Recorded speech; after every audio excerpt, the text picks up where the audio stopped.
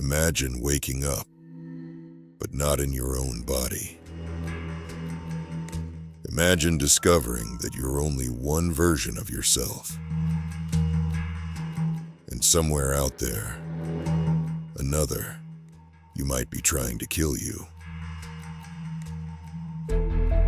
Throughout history, identity has been at the center of human philosophy. From ancient mythologies where gods split into multiple forms, to modern AI creating digital duplicates of real people, the question remains, what truly defines you? This isn't just a thought experiment. It's a reality, an echo divide, a world where human consciousness is no longer bound to a single existence. Imagine if you could upload your mind, copy your thoughts, and distribute them into multiple bodies. You could be in different places, live different lives. But what happens when one of you turns against the others? And if a version of you committed a crime, would you be responsible? Philosophers like John Locke argued that identity is linked to memory. But what if those memories were split, erased, or altered? In this world, one murder has shattered reality. A detective must find the truth, but every version of the victim tells a different story. For centuries, philosophers have debated what makes you, you. From John Locke's theory of personal identity to Descartes' cogito, ergo sum, I think, therefore I am. But what if you could exist in multiple places at once?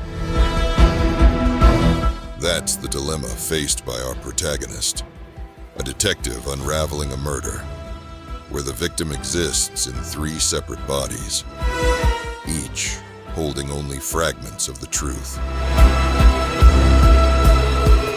If identity is tied to memory, what happens when those memories contradict each other? Consider the case of dissociative identity disorder, where multiple personas exist within the same mind, each believing itself to be the true self. Now imagine extending that phenomenon beyond a single brain. 3 physical bodies, each convinced they are the original, yet possessing only partial memories. Real-world technology is already challenging our concepts of individuality. Brain-to-brain communication experiments and AI consciousness raise questions about the boundaries of selfhood. If a mind can be copied, should both versions share legal and moral responsibility for their actions? And what does this mean for concepts like justice and punishment in a world where one person could literally be in 2 places at once? The case begins with a single victim, a high-profile scientist found dead in his lab. But things take a turn when 3 different people claim to be the victim, each holding a different piece of the same memory. This isn't cloning. It's something far more dangerous.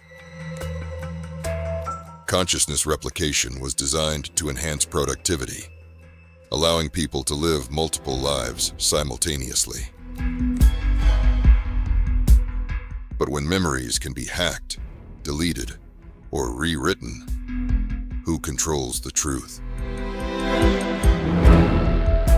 Throughout history, powerful figures have controlled narratives by manipulating information. From ancient rulers destroying historical records to modern concerns over deepfake technology, The ability to rewrite reality has always been a tool of control. What if the same principle applied to personal identity? If your memories could be altered, would you still be the same person? The detective is faced with a dilemma. 3 versions of the victim, each holding fragmented memories. Is one telling the truth, or have all of them been manipulated? The case is no longer just about solving a crime. It's about uncovering who, if anyone, can claim to be the original person. Throughout history, we have witnessed real-world ethical dilemmas in medical science. From the cloning of Dolly the sheep to the rise of AI-generated consciousness. If we create copies of ourselves, should they have the same rights? Should they be held accountable for crimes committed by another version of themselves? And if a version of you commits murder, are you guilty too? Ethicists argue that personal identity is fluid, shaped by experience and perception. If 2 versions of the same person diverge, do they cease to be the same individual? Courts struggle with these questions in real-world cases involving amnesia or brain injuries. What happens when the law encounters replicated minds? Could a digital consciousness demand human rights? If an AI clone of a deceased loved one is indistinguishable from the original, does it deserve legal recognition? These questions move beyond science fiction. They are challenges that society may soon face. As our detective pieces together the fragments, he begins to see a disturbing pattern. The evidence points to one shocking truth. He isn't just solving the case. He's a part of it.